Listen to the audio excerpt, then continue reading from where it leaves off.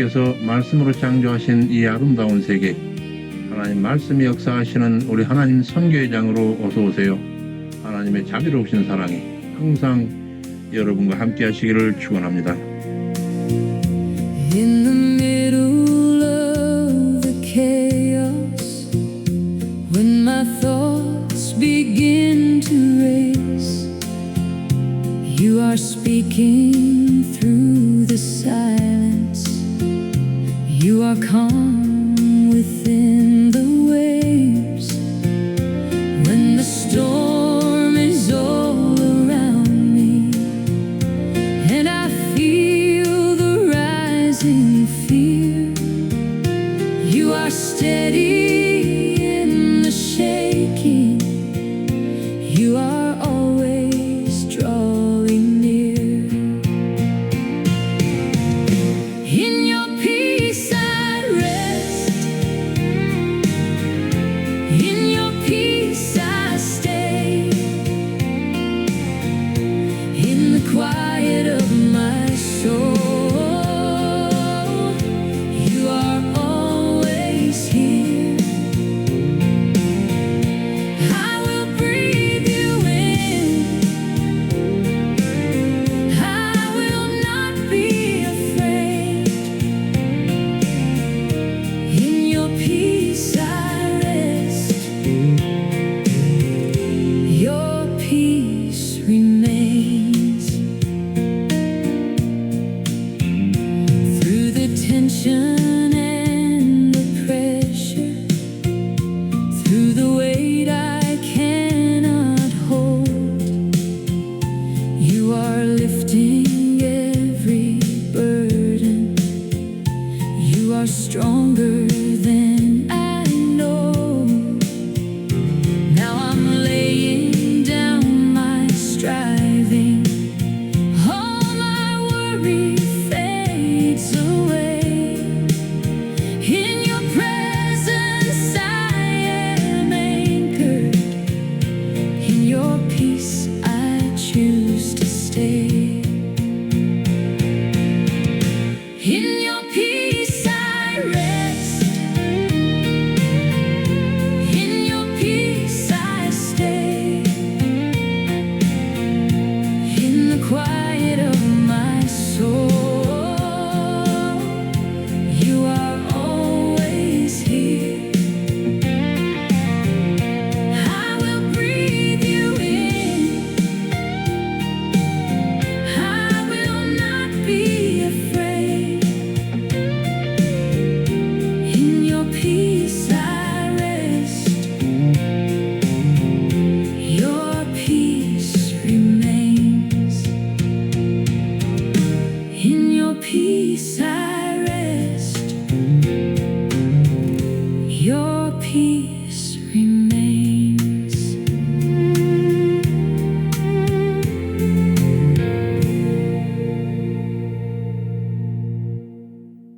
카페 보겠는 자입니다. 왼편 카테고리에서 제4편 통일한국 신앙, 제2장 솔로몬 왕국, 그 중에 제1절 왕국의 체제 확립, 그 중에 오늘은 자료 701번, 제 교재로서는 구약 중건 336에서 343쪽, 성경 본문 열왕기상 3장 4절에서 4장 34절 내용이 되겠습니다. 지난 시간 우리는 다윗이 생전에 하나님께로서 주셨던 다윗 언약을 근거로 여호와의 법에 순종할 것과 그 외 왕권 확립을 위하여 솔로몬이 반드시 행해야 할 일을 유언으로 남긴 예를 살폈고, 그 명령을 수행하여 정적을 제거하고 왕정을 펴는 솔로몬의 통치 초기 활동까지를 살폈습니다. 오늘 이 시간에는 솔로몬 왕국 번영의 장으로 들어가 살피겠습니다. 본문으로 들어갑니다. 제2 솔로몬 왕국의 번영. 먼저 솔로몬의 왕정 체제 정비. 기브온 산당에서 지혜를 구한 솔로몬의 기사입니다. 이에 왕이 제사하러 기브온으로 가니 산당이 큼이라 솔로몬이 그 단에 1000번제를 드렸더니 여기 솔로몬이 제사를 행하였던 기본 산당과 그가 드렸던 제사 일천 번제에 대한 옥스포드 해설을 보겠습니다. 학주 52에서 53번.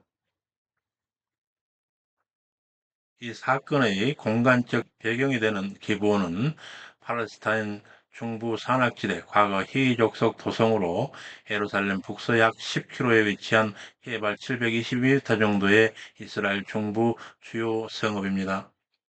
기브온은 여리성과 아이성이 함락되었을 때 두려워하여 요서를 속여 언약을 맺었던 기브온 족속이 거하였던 그 성읍입니다. 가나안 정복 후에 베냐민 지파에 할당되었다가 다시 레위 사람들에게 주어진 곳이기도 합니다. 기브온은 사울 당시 노부 제사장들이 죽음을 당한 이후 성막이 옮겨진 곳으로 언약궤가 있었던 예루살렘과 더불어 이스라엘의 공동 성소가 되어 있었습니다. 이곳에는 부살렐이 만든 놋단도 있었으며 그 산당의 규모가 매우 컸습니다. 이 산당에 솔로몬이 드렸던 그 일천 번제에 대해서는 다음과 주로와서 이를 과거 습관으로 이해하여 하루에 한 번씩 1000번의 범죄를 드린 것으로 이해하기도 합니다. 물론 논리적으로 불가능한 것은 아니지만 정황상 받아들이기가 매우 어렵습니다. 왜냐하면 역대하 1장에 따르면 이 제사가 국가적 행사로 치러졌으며 많은 회중과 관료들이 함께했던 것으로 보이는데 왕과 신료들이 왕도인 예루살렘을 하루에 한 번씩 1000번이면 3년 가까이 비워두고 기본에 머물러 있어야 할 그런 처지가 될 텐데 이렇게 오랫동안 예루살렘을 비워두고 기본에 머물면서 번제를 드렸다 하는 것은 현실적으로 불가능해 보입니다. 또한 번절 상반절의 기부원 상당히 큼이라 함은 솔로몬이 기부원에 온 이유를 설명하는 동시에 간접적으로 솔로몬의 제사가 대규모였음을 시사하고 있습니다. 곧 솔로몬은 기부원이 당시 이스라엘의 이서 깊은 성지요 그곳에 대규모 제사를 드리기에 적합한 규모의 산당이 있었기에 기본으로 간 것으로 이해가 됩니다. 그렇지만 이렇게 일시에 제물을 드렸단다 할지라도 본 제사는 7, 8일 정도 걸리는 엄청난 규모의 제사의 예식이었던 것으로 보입니다.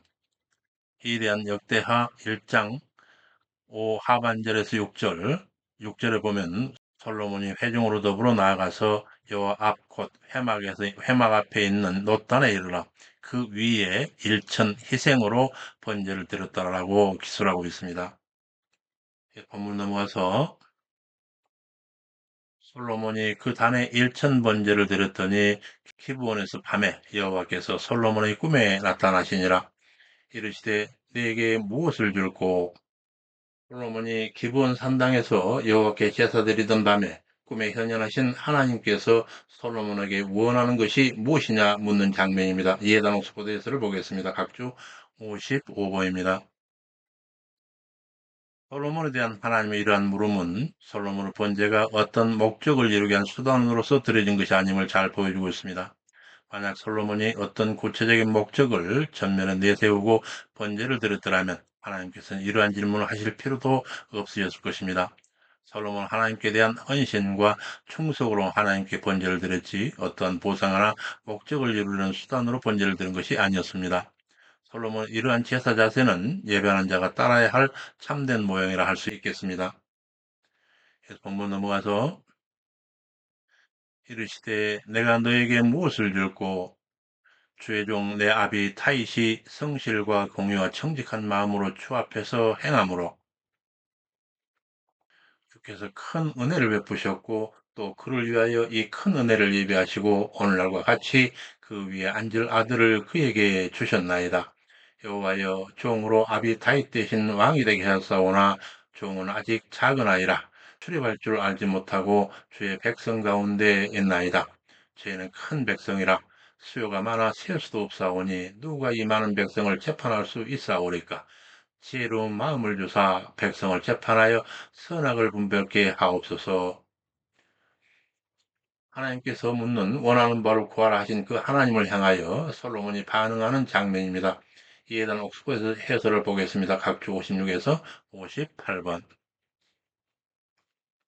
하나님으로부터 어떤 소원이든 들어주겠다는 약속을 받은 솔로몬은 소원을 아뢰기 전에 하나님께서 베푸신 큰 은혜를 감사하고 있습니다. 이러한 감사는 부친 다윗 시대까지 소급되어 올라가서 다윗의 행적을 상기하는 것으로부터 시작하고 있습니다. 이는 다윗의 훌륭함이 아니라 하나님 베푸신 크신 은혜를 보다 명확하게 드러내고자 하는 것입니다. 솔로몬은 갑이 다윗이 성실과 공의와 정직한 마음으로 주와 함께 조합해서 행하였다 말하고 있습니다. 이는 다윗 살아온 전체 인생 여정을 요약해 보여주는 표현으로 그가 일평생 하나님과 동행하며 언제나 하나님을 지향하며 살았음을 나타내고 있습니다. 그러나 본문 고백들을 다윗이 하나님께 주시는 은혜를 받을 만한 공로를 쌓았다는 것으로 이해해서는 안 됩니다. 만약 다윗에게 어떠한 공로가 있었다면 하나님 은혜는 은혜가 될 수 없고 당연한 상급이 될 것이기 때문입니다. 그러므로 본문의 표현은 다윗의 공로가 아닌 그가 하나님 은혜에 부응하는 성실한 순종의 삶을 살았음을 밝히는 것으로 이해할 것입니다. 여기서 작은 아이는 솔로몬 여호와 앞에 스스로 작은 아이라 말하고 있는데 이는 솔로몬이 나이가 어리다는 뜻이 아닙니다. 예레미야가 하나님 앞에 작고 초라한 자기 모습을 보고 하나님의 위대한 사명을 감당할 수 없을 것 같아서 두려워 자신을 아이로 칭한 것 같은 그런 맥락입니다. 신정왕국을 통치하는 하나님의 대리자로서 자신이 맡은 큰 책임에 비하여 출입할 줄 알지 못한다는 표현으로 경험이 없어 미숙하고 연약함을 본문처럼 고백하며 겸손히 하나님의 도움을 구하고 있는 것입니다. 그러나 하나님은 이처럼 자기 부족을 깨닫고 겸손히 하나님을 의지하는 자를 사랑하시며 그에게 놀라운 은혜를 베푸십니다. 이르시되 너는 마음을 다하여 여호와를 의뢰하고 너의 명철을 의지하지 말라. 너는 범사의 그를 인정하라. 그리하면 너의 길을 지도하시리라. 잠언 3장 5절에서 6절 말씀입니다. 결국 솔로몬이 구한 것은 오직 지혜로운 마음을 구했는데 이에 대하여는 감각주로 가서 지혜로운 마음, 히브리어 레브 셔메아에 의해서 지혜로운이란 히브리어 셔메아의 원형 샤마어는 듣다, 이해하다, 순종하다라고 하는 뜻입니다.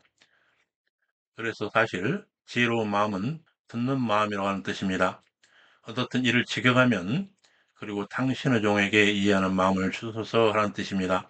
그러나 쉐마흐가 순종하다는 뜻을 지닌 것에서 잘 드러나듯이 백성의 재판과 선악의 분별을 가능하게 하는 이해의 마음만 아니라 하나님 말씀을 듣고 중심에 그분 뜻을 순종하려는 신앙적 지혜와 결단을 지칭하는 것으로도 이해할 수 있습니다.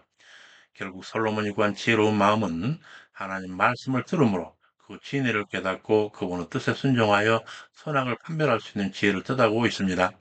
우리도 솔로몬처럼 하나님 뜻을 구하며 그 말씀에 귀 기울여 하나님 기뻐하시는 삶을 살아갈 수 있도록 다음과 같이 지혜를 구해야 할 것입니다. 내 눈을 열어 주의 법에 귀한 것을 보게 하소서. 그리고 이어지는 분별하게 하옵소서라고 하는 히브리 레하비는 둘 사이를 나누다, 분별하다라는 뜻 외에도 모르는 사실을 순간적으로 깨닫다라고 하는 히브리어 뺀의 사역 능동 부정사형입니다. 이는 선과 악 사이를 구분하는 능력뿐만 아니라 진리를 깨달을 수 있는 총명한 지혜를 의미하기도 합니다. 결국 솔로몬이 하나님께 구하였던 능력은 재판장으로서 재판에 필요한 선악을 구분하는 판단력뿐만 아니라 백성을 다스리고 국정을 운영하는 왕의 직무를 수행함에 있어 필요한 지혜, 곧 진실과 거짓을 바로 깨달아 국정에 반영하는 총명함까지도 포함하고 있는 것입니다. 본문 넘어가서 지혜로운 마음을 주사 백성을 재판하여 선악을 분별하게 하옵소서. 솔로몬이 이것을 구하매 그 말씀이 주의 마음에 맞은지라 이르시되 네가 차기를 위해 수도 부도 원수 생명멸하게도 굳지 아니하고 오직 송사를 듣고 분별하는 지혜를 구하였은즉 너의 말대로 하여 지혜롭고 총명함을 주노니 너희 전에도 후에도 너와 같은 자가 없으리라. 내가 또 너희 구하지 아니한 부와 영광도 주노니 너 평생의 열왕 중에 너와 같은 자가 없을 것이니라. 솔로몬의 구한 기도에 대해서 하나님께서 드러내신 이와 같이 기뻐하심에 대하여 옥스포드에 해설하고 있습니다. 각주 59번입니다. 하나님께서 솔로몬의 기도를 기뻐하신 까닭은 솔로몬의 간구가 보통 사람들이 일반적으로 드러내는 자기 자신을 위한 기도가 아니라 바로 하나님께서 맡기신 사명을 이루기 위한 기도였음을 뜻하고 있습니다. 솔로몬은 자기 왕직이 하나님의 종으로서 그를 섬기는 직책이며 이스라엘 백성을 하나님 뜻대로 다스려야 하는 직책임을 잘 알고 있었으므로 그 직분을 잘 수행하기 위하여 지혜를 관구하고 있는 것입니다. 솔로몬의 성숙한 신앙이 깊이 배어있는 이 기도는 하나님 마음을 기쁘시게 하였습니다. 그래 솔로몬은 이와 같이 큰 복을 약속받은 것입니다. 본문 넘어가서 오직 송사를 듣고 분별하는 지혜를 구하였은즉 너의 말대로 하여 지혜롭고 청명한 마음을 주노니 너희 전에도 후에도 너와 같은 자가 없으리라. 내가 또 너의 구하지 아니한 부와 영광도 주리니 너희 평생 열왕 중에 너와 같은 자가 없을 것이니라. 네가 만일 아비 다윗의 행함같이 네 길로 행하며 내 법도와 명령을 지키면 또 너의 날을 길게 하리라. 솔로몬이 깨어보니 꿈이라. 이에 예루살렘에 이르러 여호와의 언약궤 앞에 서서 번제와 수은제를 들고 모든 신복을 위해 잔치를 하였더라. 지혜와 부와 영광과 수, 곧 목숨의 복을 약속하신 하나님께서 그 약속을 위하여 전제하신 솔로몬의 취할 조건, 그 약속의 전제되는 솔로몬이 반드시 취해야 할 조건을 이루시고 한편 꿈에서 깨어난 솔로몬이 즉시 행한 일에 대해서 옥스퍼드 해설을 보겠습니다. 각주 60에서 61번입니다. 하나님께서 솔로몬에게 요구하신 조건은 과거 다윗이 행한 것과 동일하게 내 길로 행하며 나의 법도와 명령을 지키면 이라고 하는 전제였습니다. 여기서 내 길로 행하는 것과 나의 법도와 명령을 지키는 것은 서로 다른 사항이 아니라 내 길로 행하는 것에 대한 구체적 모습이 바로 나의 법도와 명령을 지키는 것입니다. 실로 하나님께서는 다윗의 삶의 태도를 복받는 삶을 이루는 모형으로 제시하고 계십니다. 이는 다윗이 때로는 하나님의 뜻을 저버리고 범죄의 길로 들어서기도 하지만 그의 삶의 태도가 근본적으로 하나님 중심적이었기 때문입니다. 본문은 신명기 30장 16절, 20절 말씀을 반영하는 것으로 신명기가 대단히 강조되고 있는 바이며 신명기의 핵심 내용이기도 합니다. 결국 본문에서 요구하는 하나님의 명령은 단순히 생명 연장을 위한 수단이 아니라 인간의 생사와 화복과 사람의 존재의 가치와 삶의 방향을 결정짓는 하나님과 인간관계 형성에 있어서 가장 핵심적인 요소입니다. 하나님을 아련한 솔로몬이 그 꿈에서 깨어나서 즉각 행한 일은 다음 각주로 가서 기브온에서 일천 번제 후에 지혜와 큰 복을 받은 솔로몬은 꿈속에서 계시받은 약속이 반드시 이루어질 것임을 확신하고 지체 없이 기브온에서 예루살렘으로 올라와 휴식을 취하지도 않은 채 바로 하나님 언약궤 앞에 섰음을 보여주고 있습니다. 성전이 완공될 때까지 이스라엘에는 하나님께 제사드리는 두 개의 공식적인 장막이 있었다고 볼 수 있습니다. 하나는 기브온에, 다른 하나는 예루살렘에 있는 장막이 그것입니다. 기본 장막은 과거 출애굽 당시에 시내산에서 모세의 주도하에 만들어졌던 그 장막이며 부살렐이 만든 놋단을 갖추고 있었습니다. 그러나 하나님의 언약궤는 다윗이 예루살렘에 만든 장막에 안치되어 있었습니다. 즉, 두 개의 장막이 불완전한 상태로 병립되어 유지되어 왔던 것입니다. 다윗 당시에 사독과 아비아달이 각각 대제사장으로 임무를 수행할 수 있었던 그 이유도 바로 이처럼 제사 장소가 둘로 나누어 있었던 까닭으로 보입니다. 본문 넘어가서 솔로몬이 기브온에서 일천 번제를 드리고 하나님께 듣는 마음을 구합니다. 하나님 시뿐만 아니라 부와 영광까지 더하십니다. 하나님은 왕의 중심을 시험하시고 무엇을 구하는가로 그의 통치를 규정하십니다. 다윗의 언약은 순종하는 왕을 통해 더욱 견고해집니다. 구속사 속에서 참된 왕은 권력이 아니라 하나님 뜻을 아는 지혜로 통치합니다. 이는 그리스도의 완전한 순종을 예표하고 있습니다. 솔로몬 지혜를 보여주는 한 재판 장면입니다. 때 창기 둘이 왕에게 와 서며 한 계집은 내 주여 나와 이 계집이 한 집에 사는데 저와 함께 집에서 아이를 낳았더니 나의 해산한 3일에 저도 해산하여 함께 있었고 둘 외에는 다른 사람이 없었나이다. 그런데 밤에 저가 그 아들 위에 누움으로 아들이 죽으니 저가 밤중에 일어나 잠든 사이에 내 아들을 가져다 자기 품에 누이고 죽은 아들을 내 품에 누였나이다. 내가 미명에 젖 먹이려고 일어나 본즉 아이가 죽었기로 자세히 보니 내 아들이 아니더이다 하며 다른 계집이 아니라 산 것은 내 아들이요 죽은 것이 너의 아들이라 하고 이 계집은 아니라 죽은 것이 너의 아들이요 산 것이 내 아들이라 하며 왕 앞에 쟁론을 하는지라 왕이 가로되 서로 산 것은 내 아들이요 죽은 것이 네 아들이라 하는도다 하고 칼을 가져오라 하니 가져온지라. 왕이 이르되 산아들을 둘이 나누어 반은 이에게 반은 저에게 주라. 그 산아들 어미 되는 계집이 마음이 불붙는 것 같아서 왕께 아뢰되. 여기서 산아들 어미의 그 반응에 대한 옥스퍼드에서를 보고 있습니다. 각주 63번입니다. 진짜 의미의 반응을 보여주는 본문에서 마음이라고 하는 히브리어 라메하의 원형 라함은 창자라고 하는 의미를 갖습니다. 고대 히브리인들은 창자를 감정에 표출되는 장소로 여겼습니다. 그러므로 이 단어는 성경에서 흔히 마음 깊은 곳에서 우러나는 은혜, 자비, 긍휼 등을 나타낼 때 함께 사용되었습니다. 또한 여기 불붙는 것이라는 히브리어 니크메루의 원형 카마르는 타다, 불붙다라는 뜻입니다. 이 단어는 요셉이 오랜 고난 끝에 그의 사랑하는 동생 베냐민을 만나 격한 감정으로 눈물을 참을 수 없게 되었을 때, 또한 하나님께서 이스라엘 백성들이 그들의 죄악으로 인하여 멸망해가는 현장을 바라보시고 여전히 그들을 사랑하사 불쌍히 여기심으로 마음이 아프심을 표현할 때 사용되었습니다. 그러므로 그녀의 창자가 끌어올랐기 때문에로 직될 수 있는 이 본문은 자식을 향하여 강렬하게 표출되는 본능적인 강한 모성애를 나타내고 있습니다. 이런 마음은 결코 자기적으로 생겨날 수 없는 것입니다.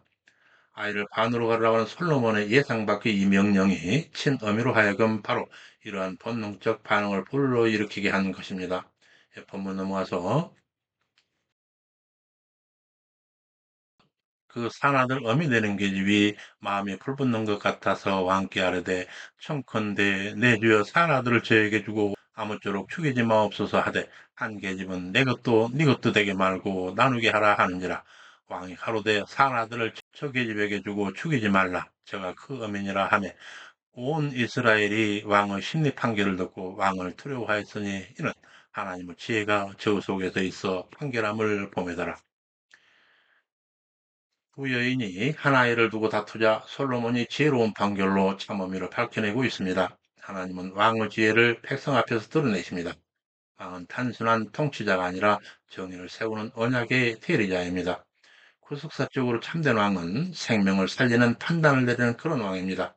그리스도는 바로 이런 생명을 회복하시는 왕이십니다. 솔로몬의 행정 체제 수립에 관한 기사입니다.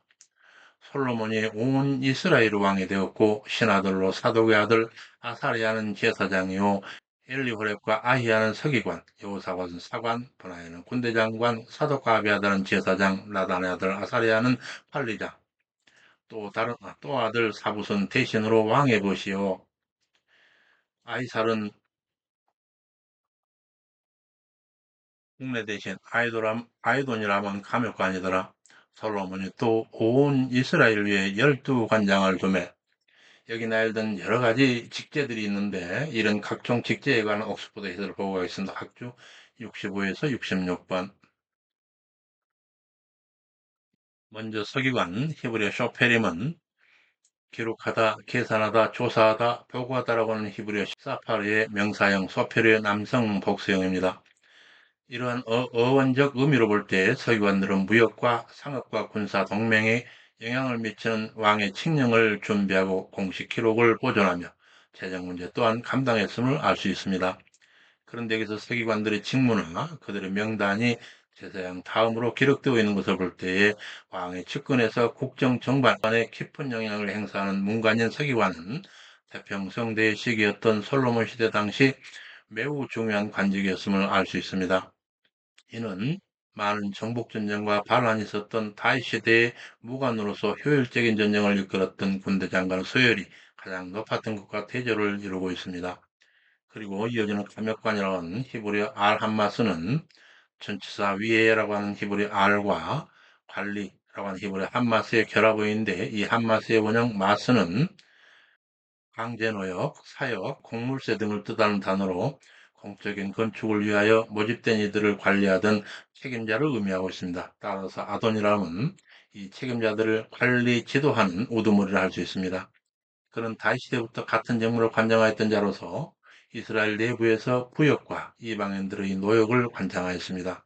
그러나 아도니람은 르호보암 통치 때 과도한 강제 노역에 붕괴한 백성들을 돌에 맞아 죽임을 당하게 됩니다. 이어서 사관, 히브리어 마지키르는 기억하다, 생각나게 하다 사과라고 하는 히브리어 자카리의 능동 사역 분사형입니다. 따라서 사과는 옛 사실을 생각나게 하는 사람으로서 왕국에서 일어나는 모든 주 일상사의 기록과 보관뿐만 아니라 왕의 계획 및 보고, 판결들을 상기시켜주는 임무를 수행하였으며, 또한 왕국의 역사 또는 연대기를 기록하는 책임도 감당하였던 것으로 추측됩니다. 여호사밧은 솔로몬 왕의 공보 대신 내지는 도승지의 역할을 한 것으로 보입니다.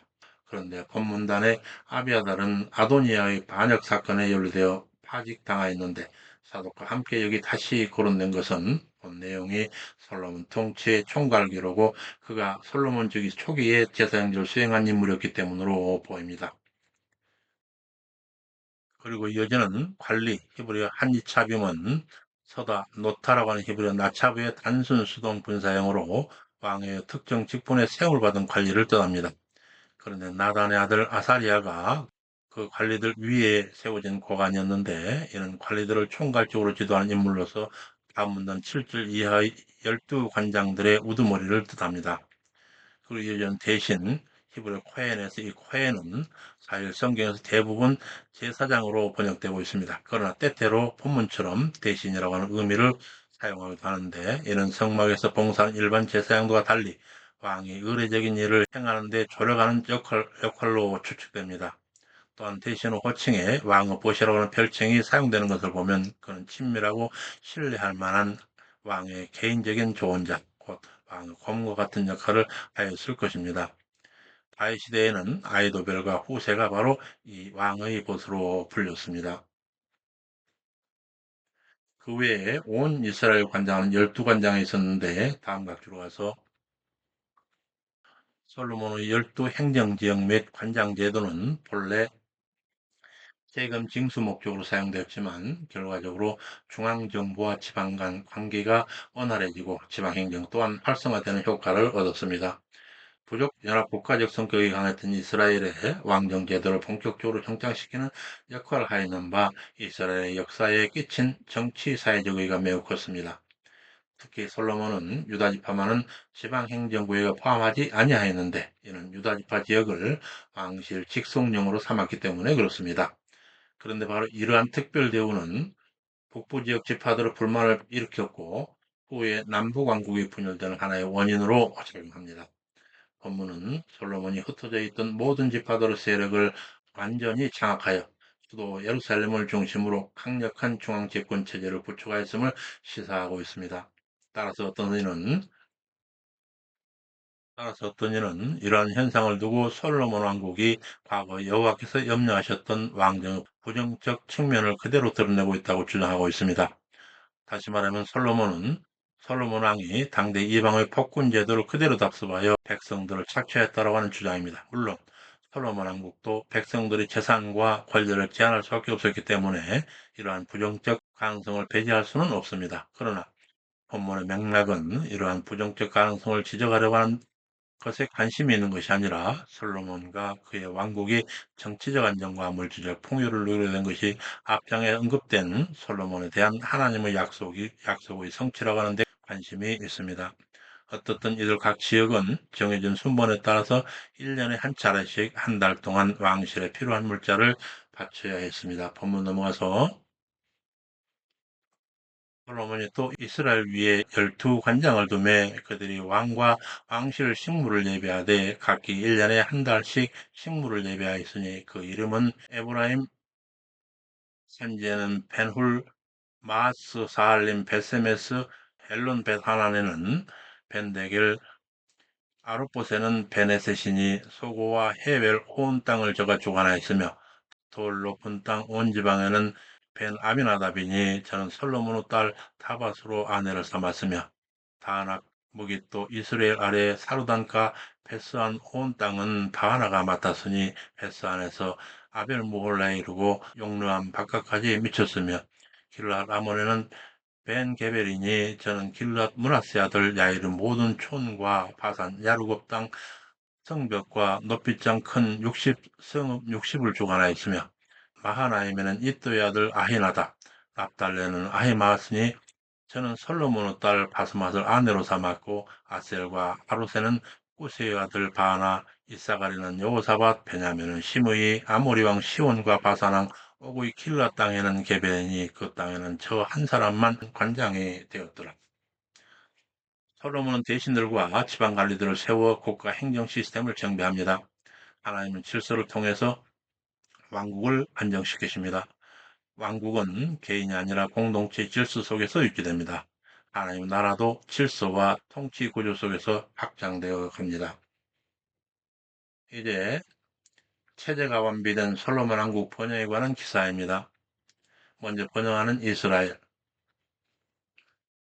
유다와 이스라엘 인구가 바닷가 모래같이 많게 되며 먹고 마시며 즐거워했으며 솔로몬이 하수에서 블레셋 땅에 이르기까지와 애굽적인 미치까지 모든 나라를 다스림으로 그 나라들이 공을 바쳐 솔로몬 사는 날 동안 섬겼더라. 솔로몬의 일일 식물은 가는 밀가루가 30석에 굵은 밀가루 60석이요 살찐 소 10마리에 초장의 소가 20마리요 양이 100마리이며 그 외에 숫사슴, 노루 암사슴과 살찐 새들이었더라. 솔로몬이 하수 2편을 팁사에서 가사까지 다스림으로 하수 2편 모든 왕이 다 관할한 바 되매 저 사방 민족과 평화가 있었으니 솔로몬 사는 동안에 유다와 이스라엘이 단에서 프엘세바까지 각기 포도나무와 무화과나무 아래 안연히 살았더라. 솔로몬의 병거의 말 외양까지 4만이요 마병이 12,000이며 그 관장들은 각각 자기 나라에 솔로몬 왕과 왕의 상에 참여하는 모든 자를 위하여 먹을 것을 예비하여 부족함이 없게 하였으며 또 저희가 각기 식물을 따라 말과 준마에게 먹일 보리와 꿀을 가져왔더라. 유다와 이스라엘을 번성하여 먹고 마시며 즐거워합니다. 하나님 약속하신 대로 백성을 번성케 하십니다. 아브라함 언약의 번성이 성취되는 장면입니다. 구속사적 측면에서 하나님 나라는 궁극적으로 풍성한 생명의 나라로 완성됩니다. 이어서 솔로몬의 지혜가 절정에 이르는 대목에 대한 기록입니다. 하나님이 솔로몬에게 지혜와 총명을 심히 주시고 또 넓은 마음을 주시되 바닷가 모래같이 하시니 솔로몬의 지혜가 동양 모든 지혜와 애굽 모든 지혜보다 뛰어난지라. 저는 모든 사람보다 지혜로와 예스라 사람 예단 마울의 아들 헤만 칼골 타르다보다 나음으로 그 이름이 모든 나라에 들렸더라. 저가 잠언 3천을 말하고 노래는 1,005이며 저가 또 초목을 논하되 레바논 백향목에서 다면하는 옥술조까지요 또 짐승과 새와 기어다니는 것과 물고기를 논한지라 모든 민족 중에 솔로몬의 지혜 소문을 들은 천하 모든 왕이 그 지혜를 들으러 왔더라. 하나님께서 솔로몬에게 지혜와 총명을 넘치게 주시니 그 명성이 열방에 퍼집니다. 하나님은 한 사람을 통해 온 세상의 영향력을 확장하십니다. 이스라엘 열방을 향한 하나님 언약의 통로로 세워집니다. 구속사적으로 참된 지혜는 결국 그리스도 안에서 완성됩니다. 그는 곧 하나님의 지혜이십니다. 왕국은 힘으로 세워지지 아니하고 지혜로 질서가 세워질 때에 번영합니다. 여기 본문에 해만과 에단이 등장하는데 이는 당시에 쓰였던 해만의 시편 88편 이는 개인적 위기를 노래하고 있고 그것과 또 그 형제 에단의 시편 89편은 있는데 이는 국가적 위기를 노래하고 있습니다. 이 두 편의 시중에서 여호와께 버림받은 듯한 개인적 위기에 휩싸여 부른 해만의 시편을 둘러보고 하겠습니다. 합주 68번입니다. 시편 88편 여호와 내 구원의 하나님이여 내가 취하로 주의 앞에 부르짖어 싸우니 나의 기도로 주 앞에 탈하게 하시며 나의 부르짖음에 귀 기울이소서. 세전 나의 영혼에 혼란이 가득하며 생명은 음부에 가까우사니 나는 무덤에 내려가는 자나 힘이 없는 사람과 같으며 사망자 중에 던져진 바 되었으며 살육당하여 무덤에 누운 자 같으니이다. 주께서 저희를 다시 기억지 아니하시니 주의 손에서 끊어진 자니이다. 주께서 나를 깊은 웅덩이 어두운 곳 음침한 데에 두셨사오니 주의 노가 나를 심히 누르시고 주의 모든 파도로 나를 괴롭게 하셨나이다. 주께서 나의 아는 자로 멀리 떠나게 하시고 저에게 가증되게 하였사오니 나는 갇혀 나갈 수 없나이다. 혼란으로 내 눈이 쇠하였나이다. 여호와여 내가 매일 주께 부르며 주를 향하여 두 손을 들었나이다. 주께서 죽은 자에게 기사를 보이시겠나이까? 유언이 일어나 주를 찬송하리이까? 주의 인자하심을 묻으면서 주의 성실함을 멸망 중에서 선포할 수 있으리이까. 흑암 중에서 주의 기사와 장막의 망각의 땅에서 주의 의를 알 수 있으리이까. 여호와여, 오직 주께 내가 부르짖어 싸우니 아침에 나의 기도가 주의 앞에 달하리이다. 여호와여, 어찌하여 나의 영혼을 버리시며 주의 얼굴을 내게 숨기시나이까. 내가 소시부터 곤란을 당하여 죽게 되어 싸우며 주의 더럽게 하심을 당할 때에 황망하였나이다. 주의 진노가 내게 넘치고 주의 더럽게 하심이 나를 끊었나이다. 이런 일이 물같이 종일 나를 애우며 함께 나를 둘렀나이다. 주께서 나를 사랑하는 자와 친구를 내게서 멀리 떠나게 하시며 나의 아는 자를 흑암에 두셨나이다. 본문 넘어가서 다만 이 노래들이 성경상 직접적 시대 배경은 다윗과 솔로몬 시대로 보는 것이 표면적으로는 가장 적절하지만, 그러나 신학적으로는 다윗 왕조의 몰락기인 바벨론 포로기 직전을 배경으로 하는 것이 좋습니다. 우리는 지금까지 솔로몬이 어떻게 왕이 되었는지를 보았습니다. 그러나 더 중요한 질문이 남아 있습니다. 그는 어떻게 다스렸는가? 답은 행정이나 군사력이 아니라 지혜에 있었습니다. 솔로몬이 기브온에서 하나님께 구한 지혜는 재판에서 드러났고 나라의 질서 속에서 구현되었으며 마침내 온 세상이 인정하는 통치 원리가 되었습니다. 그런데 이 지혜는 단지 사건 속에서만 머물지 않았습니다. 그것은 말로 기록되었고 삶의 원리로 정리되었으며 다음 세대로 전수되었습니다. 연수된 그 지혜로운 말들이 전성 그 결과가 바로 잠언입니다. 따라서 우리는 이제 왕의 통치를 떠나지 아니하고 그 통치를 가능하게 한 지혜의 본질 속으로 들어가게 됩니다. 열왕기는 지혜가 역사 속에서 어떻게 나타나는지를 보여주고 잠언은 그 지혜가 삶 속에서 어떻게 구현되어야 하는지를 가르칩니다. 이제 우리는 왕의 이야기에서 지혜의 말씀으로 들어가게 됩니다. 여기까지 우리는 솔로몬 왕국 번영을 살피는 중에 솔로몬이 왕이 올라 기브온 산당에서 일천 번제를 드리던 날 밤 꿈속에서 하나님을 아련하고 듣는 마음 곧 지혜를 구하며 하나님의 기뻐하심이 되고 그 지혜로 왕정 체제를 확립하고 왕국을 번영으로 이끄는데 특별히 그 지혜가 절정에 달하여 잠언 3천과 노래 1천 다섯을 짓고 삼라만상을 논하여 명망이 열방의 명성을 떨치는 데까지 살펴보았습니다. 다음 시간에는 그가 말하였던 그 잠언 3천 중에 기록으로 남겨 우리 성경이 전승해주고 있는 잠언을 살피겠습니다. 수고 많으셨습니다. 우리 하나님의 자비로운 사랑이 우리 예수 그리스도의 제자된 여러분과 여러분 가정 구성원 가견의 영성 위에 항상 충만하시기를 간절히 축원합니다. 감사합니다. 샬롬.